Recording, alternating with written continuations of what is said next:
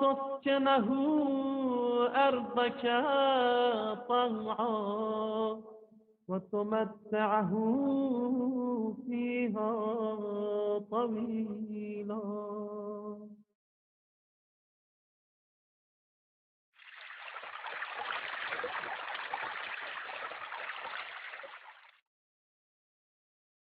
اللهم صل على أمير المؤمنين علي بن أبي طالب أخي نبيك ووليه وصفيه ووزيره ومستودع علمه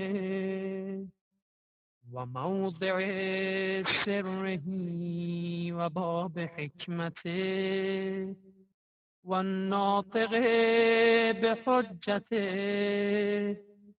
والداعي إلى شريعته وخليفته في أمته ومفرج الكرب عن وجهه قاسم الكفرة ومرغم الفجرة الذي جعلته من نبيك بمنزلة هارون من موسى. اللهم والي من والاه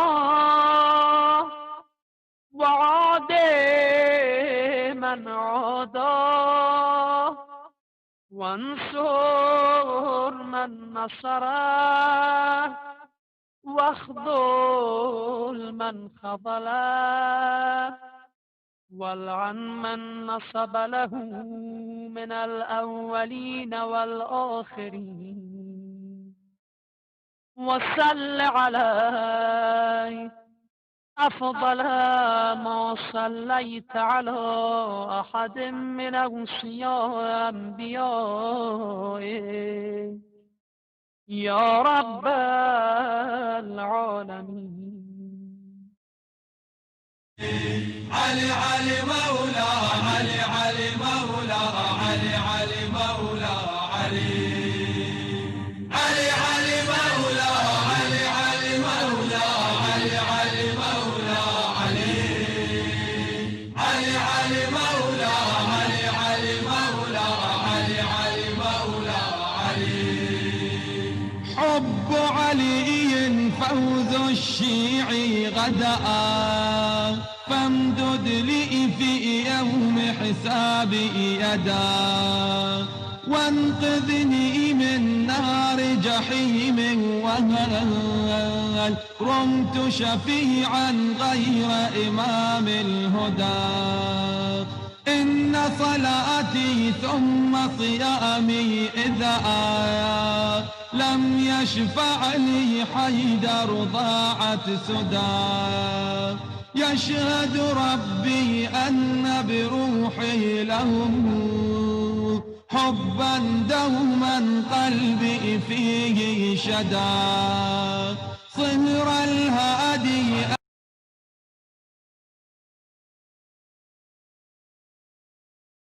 أعوذ بالله من الشيطان الرجيم. بسم الله الرحمن الرحيم.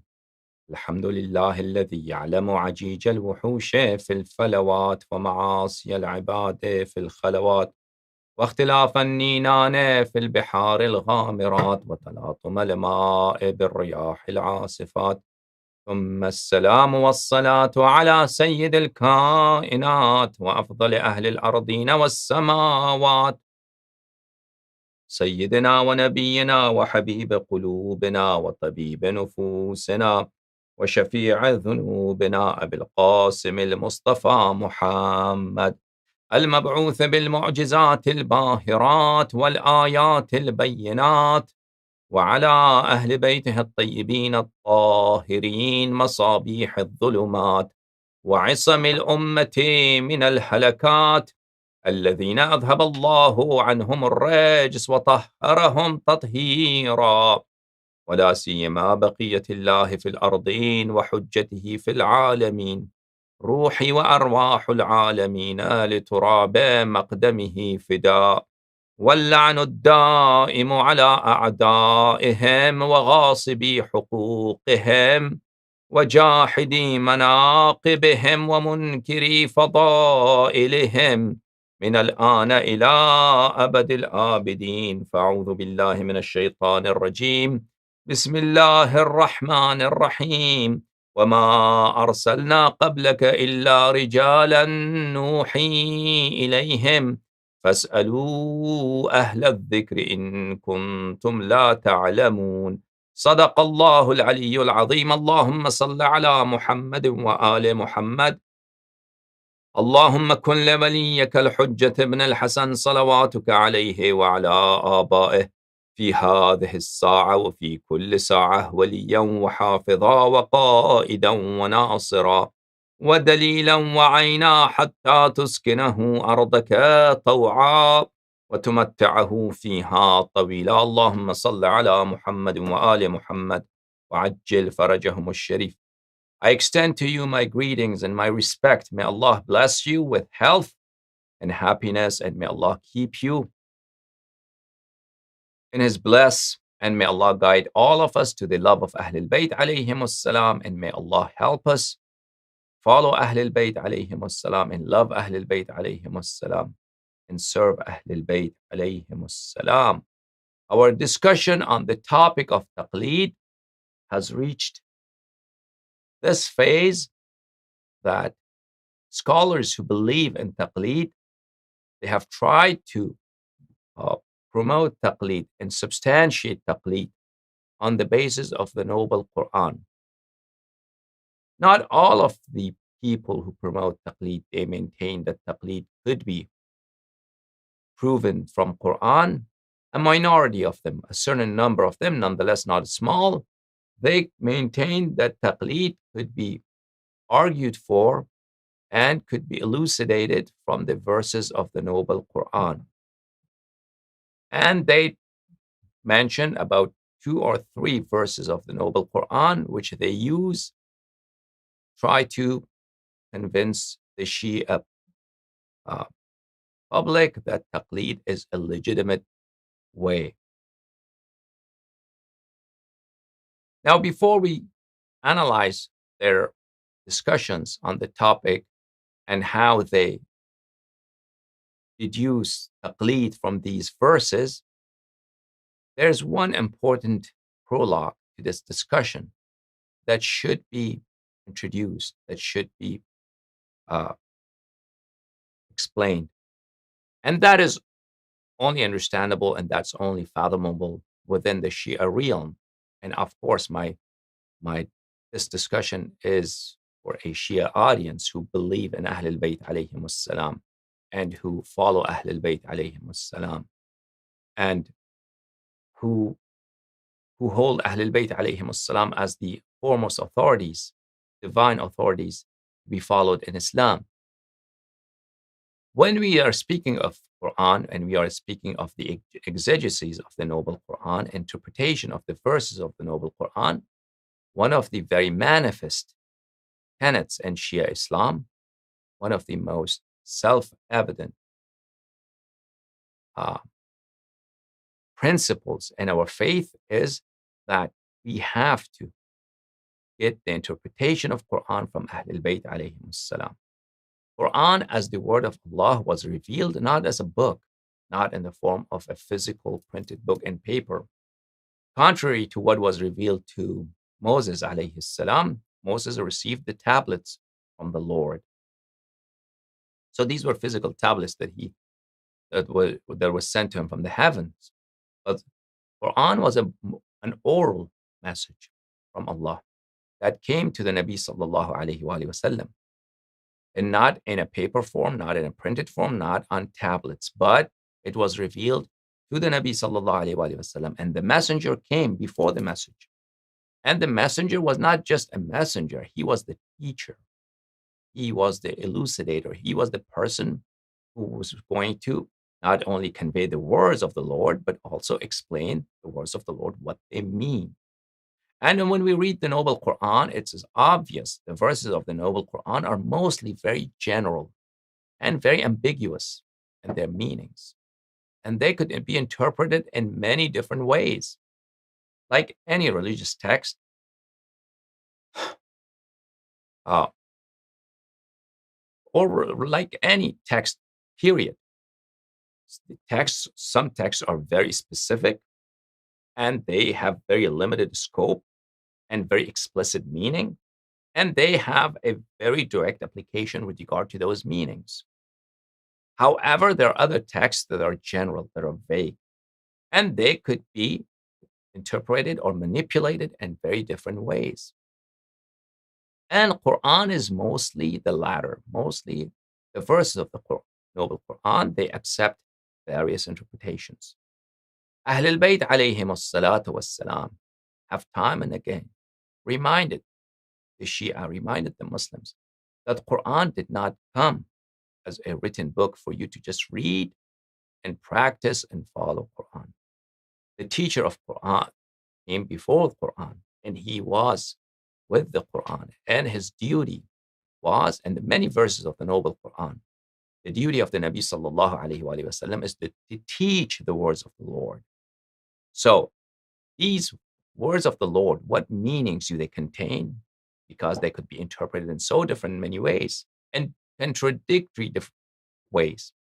And if you go to the Muslim world, there are so many different denominations amongst Muslims and so many different philosophies and so many different mindsets and so many different movements, intellectual movements, political movements, and they all agree on one thing. They all have one thing in common.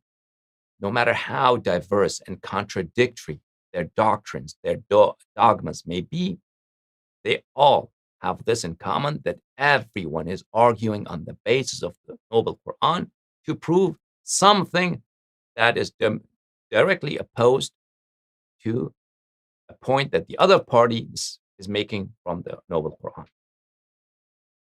So this is very common in the Muslim countries. On the one hand, you had, for instance, Khomeini during the Iran-Iraq war. Khomeini was waging a war against Iraq, and Iraq was waging a war against Iran, and it was a brutal war. And both parties were proclaiming that their stance and their position was in consistency with the divine will on the basis of the verses of the Noble Quran. This is not very uncommon even to see communists. Communism is basically an atheist ideology.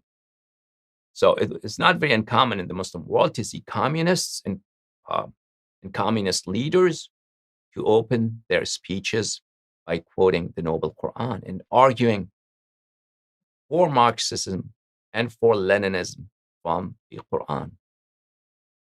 So, since Quran, and it's obvious, it can have so many different interpretations, and those interpretations could be so much opposed.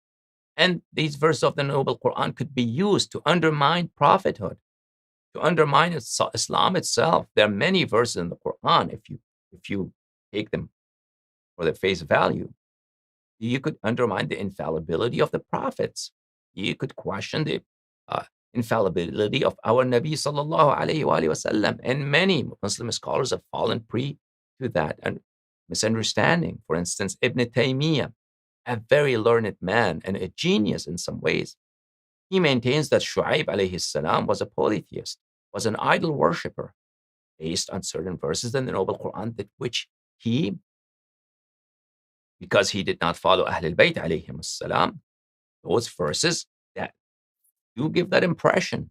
Those verses do strengthen that understanding that these prophets made mistakes, or these prophets were indeed followers of the idol worshippers.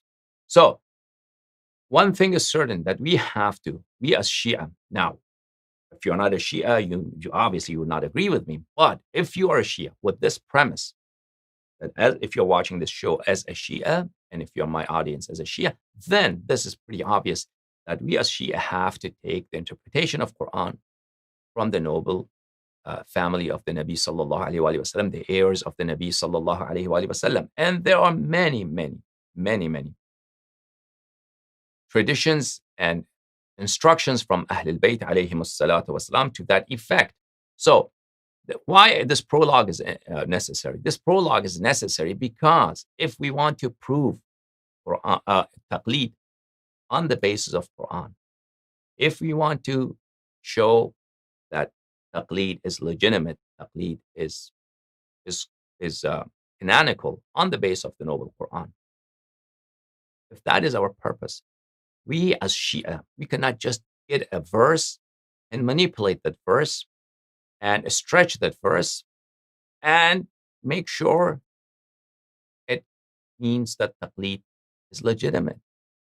The interpretation has to come from Ahlul Bayt alayhim as-salam, and that is very important. Let me recite to you and read to you some hadith from Ahlul Bayt alayhim as-salam on this subject, and they will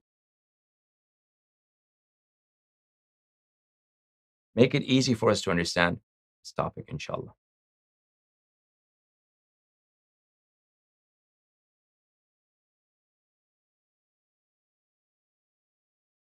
This is the book of Tafsir al-Ayyashi, written by Sheikh Abu Nasr Muhammad ibn Mas'ud al-Ayyashi. He passed away at the year 320. So he was of the same generation of scholars as Muhammad ibn Yaqub al-Kulayni, and he met the Nuwab, the specific duties and deputies of the 12th Imam alayhi salam, and he met the companions of the holy Imams alayhi salam.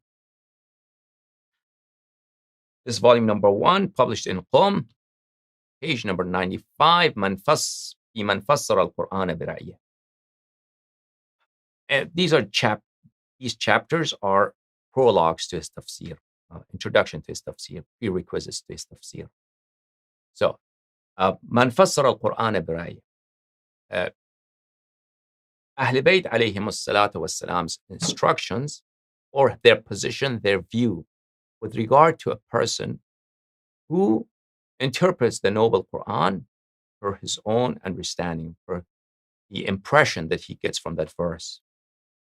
Whatever impression the verse that gives to him, he takes that as the meaning of the Noble Quran. And that is very wrong. Why? Because this book was written in a way, this book was sent in a way by its author, Allah. This message was sent by Allah, by God, the Creator, not for you to just read the book and practice upon it, but read this book and then learn its interpretation from Ahlul Bayt alayhim as-salam, from those who are the companions of the Quran, those who are the teachers of Quran, those who are the spokespeople of the Noble Quran.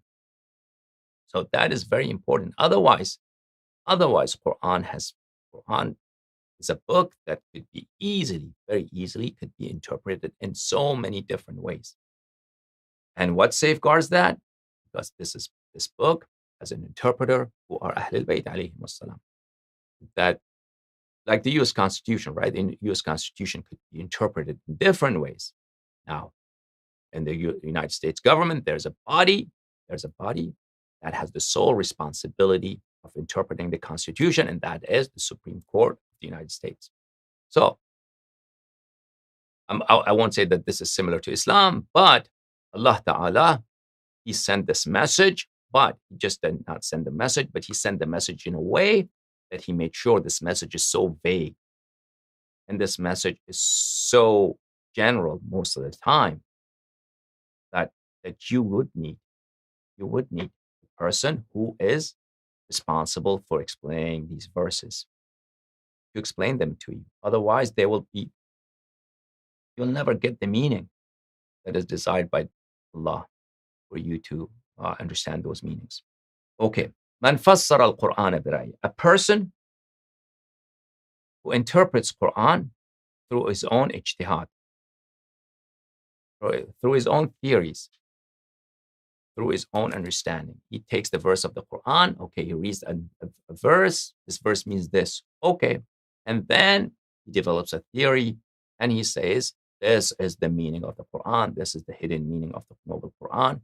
This is really what Allah means, and He is alluding to these points. All those things, they need to be substantiated. All those things that you are saying, they need to be substantiated by Ahlul Bayt alayhim salam. So Quran by itself is a book that is silent, a book that could be interpreted in very diametrically opposed ways. Zurara narrates from our Lord Imam Al-Baqir alayhi salam that he said, لَيْسَ شَيْءٌ أَبْعَدُ مِنْ أُقُولِ الرِّجَالِ مِنْ تَفْسِيرِ الْقُرْآنِ. There is nothing farther from men's intellects than the meaning of the Noble Quran. Tafsir is not just any meaning. Tafsir of Quran is that meaning that's hidden. Tafsir is the that meaning of the Noble Quran that's hidden beyond the curtain. So there is nothing that's farther from the minds of the people than the interpretation of Quran and the meaning of Quran, the ideas and notions and concepts in the Noble Quran. إن الآية ينزل أولها في شيء وأوسطها في شيء وآخرها في شيء. Verses of the Noble Quran are such that many verses, the beginning of the verse is talking about a different topic, midsection of the verse is talking about a different topic, and the end is talking about something else. Quran has its own peculiar style of explaining things and alluding to things. So if you are not from Ahlul Bayt alayhim salam, if Allah did not give you that divine knowledge of what the meanings of the Noble Quran is, you will be misguided. You will go astray. Quran will lead you astray. Because Quran itself says that I'm coming with a messenger. I'm coming with a teacher. You have to learn. You have to learn my meanings from the teacher. And who are the teachers? Teachers are the noble imams, the successors of the Nabi sallallahu alayhi wa sallam, the carriers of his knowledge. Then the noble Imam alayhi salatu wasalam recited this verse, إِنَّمَا يُرِيدُ اللَّهُ لِيُذْهِبَ عَنْكُمُ الرِّجْسَ أَهْلَ الْبَيْتِ وَيُطَهِّرَكُمْ تَطْهِيرًا.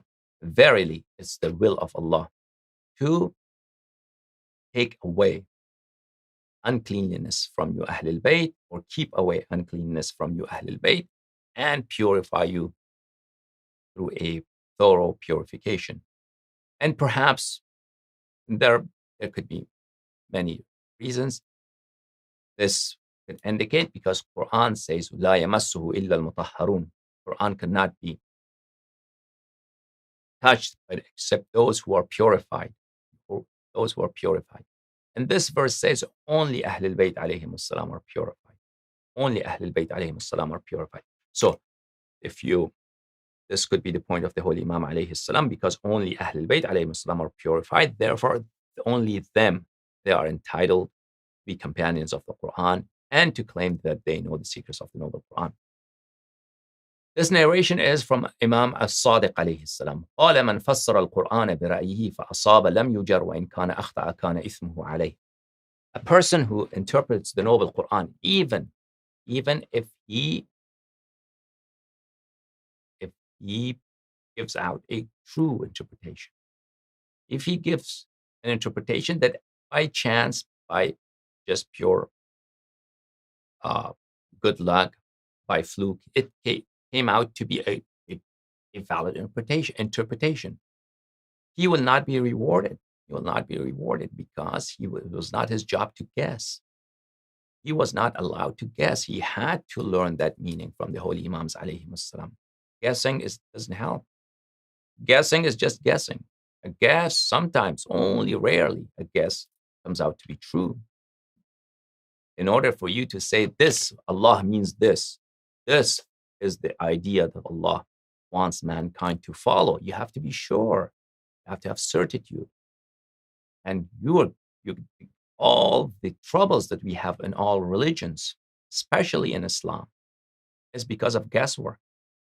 People guessing, making guesses, and naming that ijtihad. And ijtihad is nothing else but guessing. So guesswork, estimation, conjecture, that doesn't count, and that is discouraged. وَإِنْ كَانَ أَخْطَأَ وَإِنْ أَخْطَأَ كَانَ إِثْمُهُ عَلَيْهِ. And if such a person is mistaken, he's erroneous, a person interpret the Noble Quran, if Incidentally, his interpretation came out to be true. He's not rewarded. He's not entitled to any reward.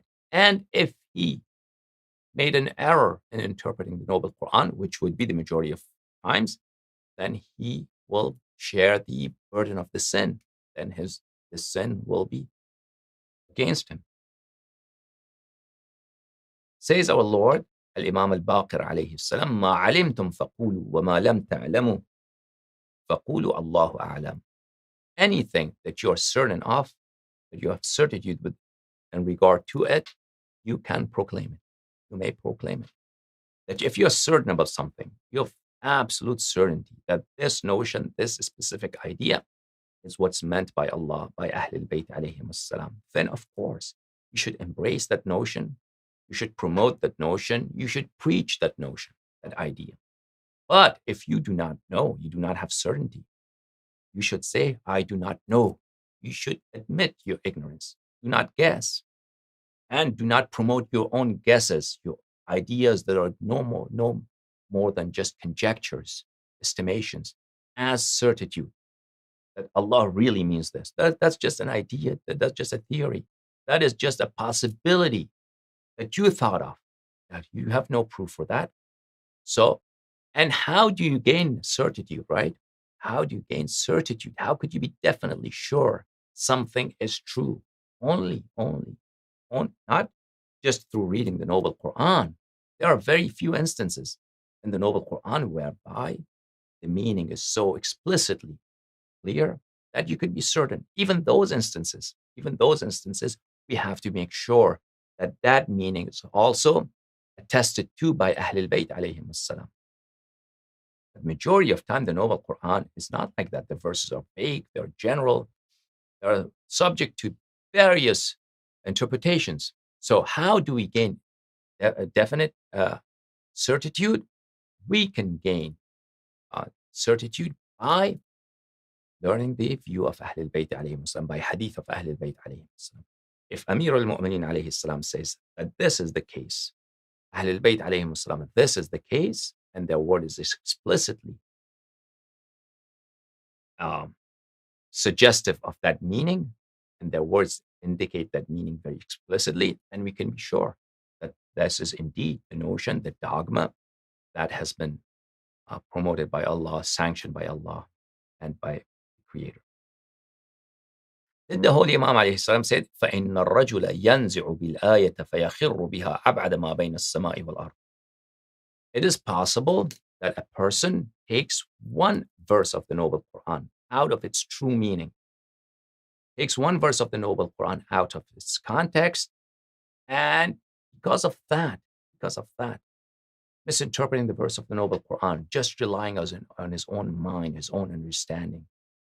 And that causes him to fall a distance that is greater between the heavens and the earth. He goes astray so bad and in such a miserable way that his fall is greater than the distance between the heavens and the earth. Why?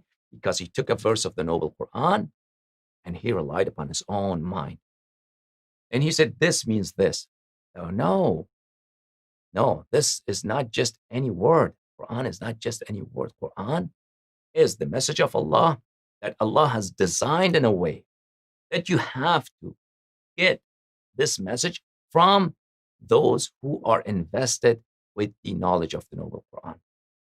And the Noble Quran says that time and again that this Quran has a teacher. You have to learn this Quran from its teacher.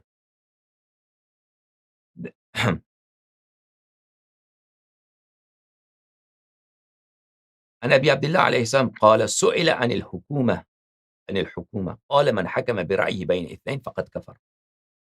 The Holy Imam alayhi salam, Imam al-Sadiq alayhi salam, was asked about judgeship, jurisprudence, that you become a judge. Hukuma, classical Arabic language, does not mean government. That is very important for you to remember. Hukuma means judgeship, to judge, to arbitrate between two disputing parties, or to give a judicial decision, to act as a judge. That's basically what hukuma is, to act as a judge, judgeship. So the Imam alayhi salatu wasalam says, "Man hakama bi ra'yi bayna ithnain faqad kafar."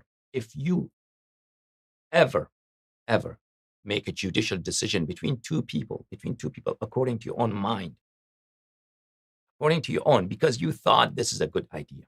Okay, this woman should be divorced, or this should be outlawed, or this heirship should go to this person because he seems such an innocent person. Because you thought something was a good idea and you did that, and you do not check facts, and you do not check the hadith of Ahlul Bayt alayhim as-salam to make sure that is the legal, that is the code, that is the canon of Islam.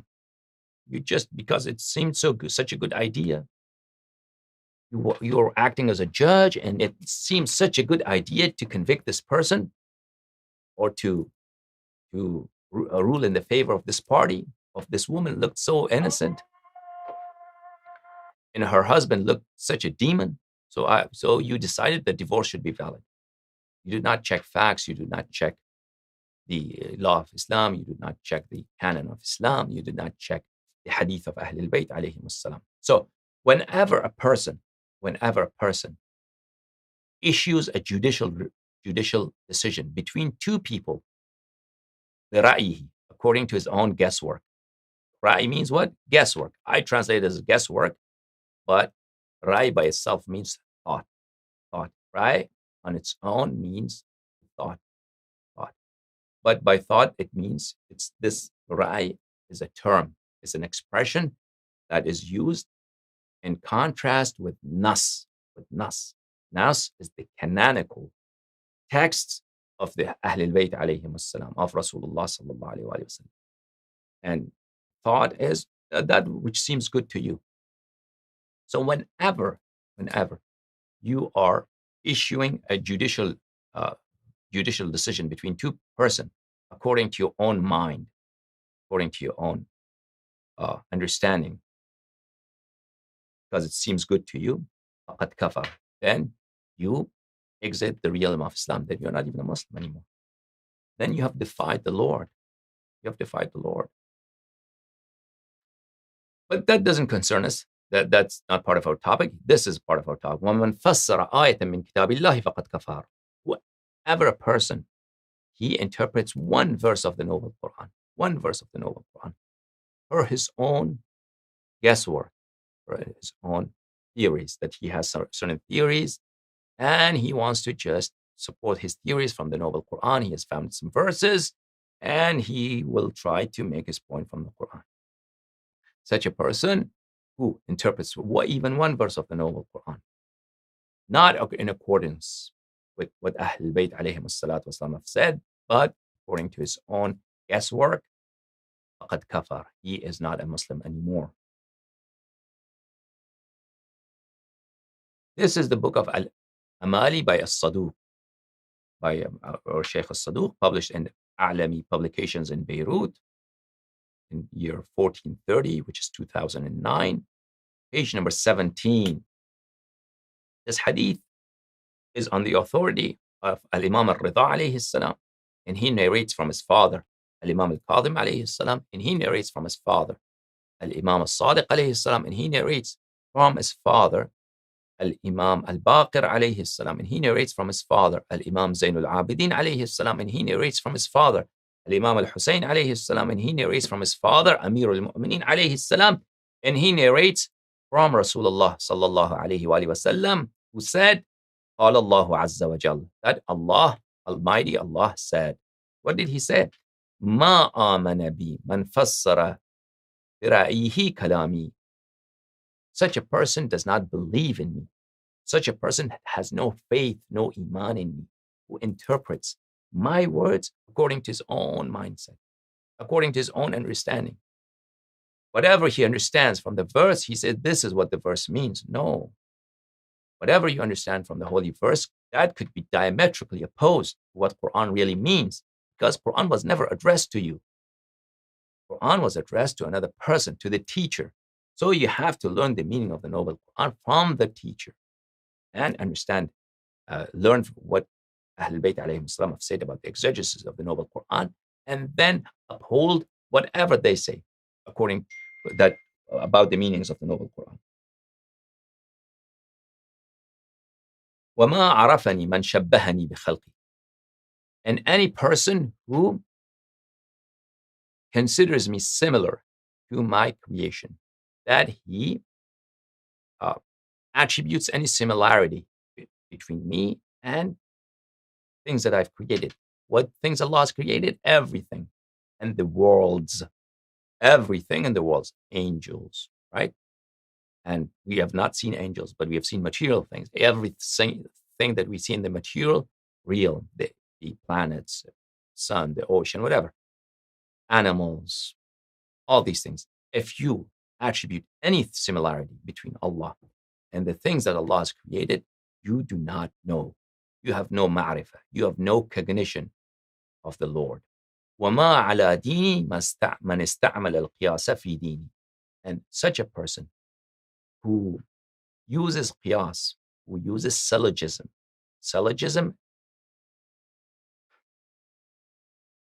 and jurisprudence, syllogism is as follows. For instance,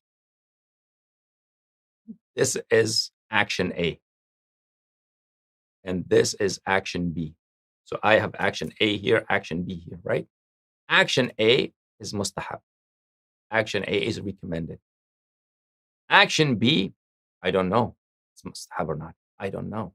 But there is a similarity between the two. Similar. They're not the same. There is a similarity. Similarity. So I say because action A is mustahab, because they're similar, action B should also be mustahab. That is syllogism. That is syllogism. That is strictly prohibited in our madhab, in our denomination.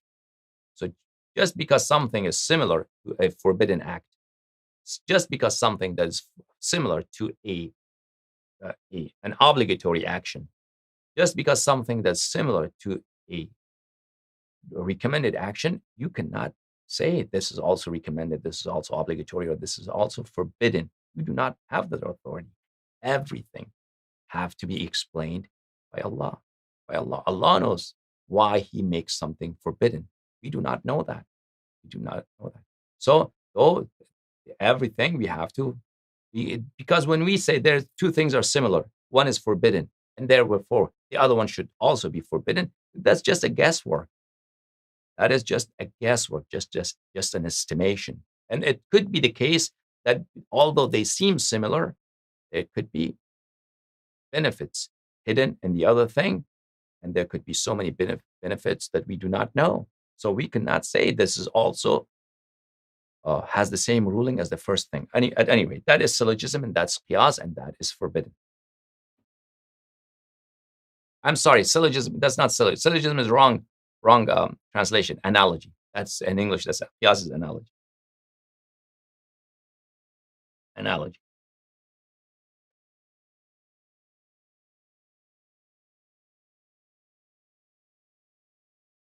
Okay. May Allah bless you all. Okay.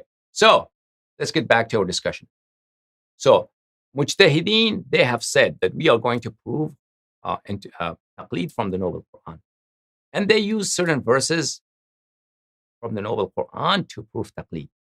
But before we analyze their discussions and their arguments for proving taqlid on the basis of the Noble Quran, what we have to remember before entering the Quranic discussion, we have to remember is that meanings of the verses of the Noble Quran, they have to come from Ahlul Bayt alayhim as-salam. They have to come from Ahlul Bayt alayhim as-salam.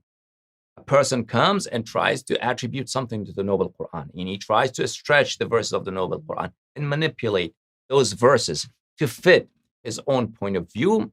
That is strictly forbidden in our madhab, and that's what we are not going to fall victim for. That's what we have to remember. Inshallah, tabaraka wa ta'ala, we will analyze the arguments of mujtahideen that they have tried to advance for proving taqlid in the next discussion, in the next lecture, inshallah. What arguments do they have for proving taqlid from the Noble Quran? But we have this premise is very important that you have to remember with regard to all discussions that emanate from the verses of the Noble Quran and are underpinned on verses of the Noble Quran. May Allah bless you all and Allah have mercy on you. Let me see. Okay. questions. Here, there's this gentleman here, Shimon Mir. He maintains that there are people who have said that Rasulullah sallallahu alaihi wasallam did not exist, and I should debate those scholars. Well, such people who have claimed such a flagrantly false claim are not worthy of discussion. The internet is full of crazy people, and crazy people make crazy claims, such as Rasulullah sallallahu alaihi wasallam did not exist, and it's not my job to debate crazy people. Are you allowed to vote for political parties? I was told that voting is giving a bay'ah, and then that even if we live in lands, we shouldn't vote. Just keep to ourselves and stay out of politics. Voting is not bay'ah. Voting is not pledge of allegiance. Voting is that you say this person is my representative. Basically, you're appointing someone as your rep, as someone who is going to act on your behalf. So you're voting for a member of Congress. He's going to be your representative in the Congress. So he's going to make laws. He doesn't promise that he will ask you what to do. He will act according to his own ideas. But basically, you trust him so much that you are giving him your support, right? And if someone is going to become a president or a prime minister in the executive branch, if you're voting for him, it means that you're giving him your support, and he will be acting the way he will be acting with your support as your president, as your representative. Not necessarily that he will consult with you what to do, but the promises that he is making, he will be carrying them out, and you agree with them. So this is a very secular idea. This is not a religious idea. And if you can fully trust somebody, right, that he is going to do right things and he's not going to commit crimes, then of course you can support him. But that's basically what a vote is. A vote is that you are giving somebody your support to enable him to be in a position to do things. If he goes into Congress, then he's making laws. Basically, he's going to legislate. He's going to vote on different legislations. And if he is in the executive branch, such as a president, then he becomes a president. He is going to carry out certain policies. And so if you're voting for him, you are his partner, basically. He's acting on your behalf. And you have to just make sure that that person who is becoming a Congress member, or he is becoming a president, that he will be carrying out those things, that you could answer for them on the day of judgment. I guess because he is your partner, that's how I see it.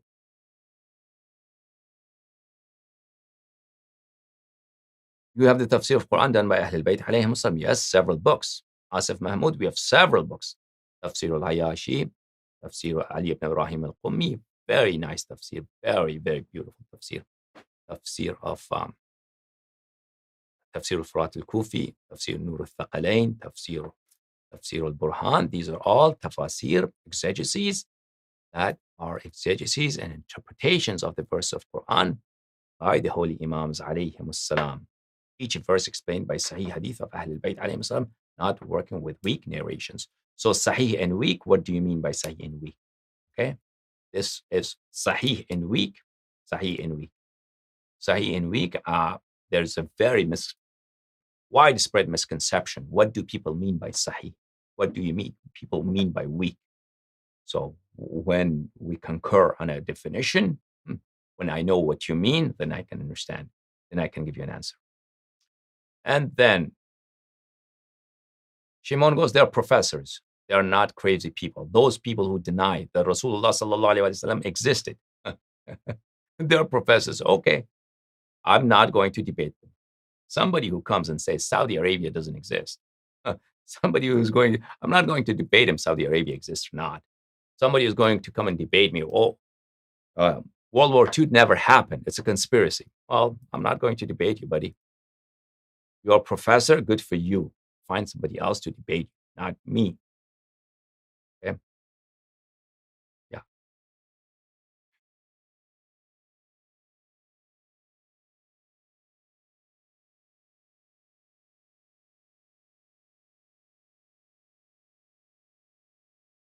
Okay. Thank you very much. May Allah bless you. Allahumma salli ala Muhammad wa ali Muhammad. اللهم كن لوليك الحجة بن الحسن صلواتك عليه وعلى آبائه في هذه الساعة وفي كل ساعة وليا وحافظا وقائدا وناصرا ودليلا وعينا حتى تسكنه أرضك طوعا وتمتعه فيها طويلا اللهم صل على محمد وعلى محمد يا علي مداد يا علي مداد يا علي مداد.